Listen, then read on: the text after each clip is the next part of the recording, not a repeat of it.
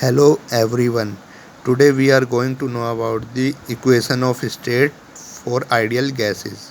To understand this, we have to first understand the Boyle's law.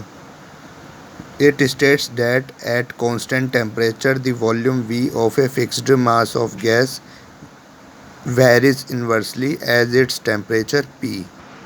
That is, V is inversely proportional to P, or you can say PV equal K1. This is the first equation. Suppose that.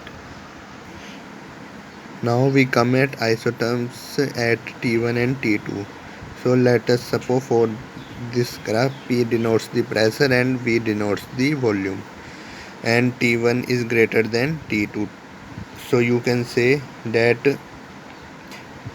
T1 slope will be like this and T2 slope will be like this. After that it comes the Charles law, which is also known as the Gay-Lussac law.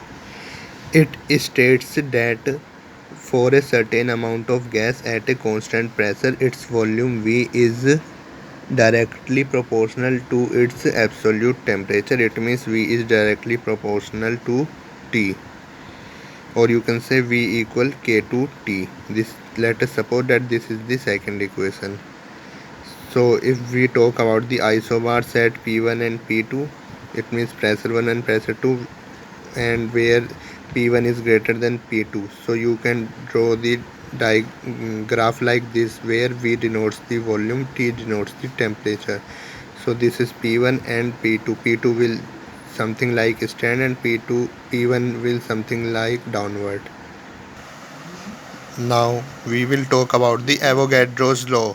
At equal volumes and at of all gases contain equal number of molecules under the same condition.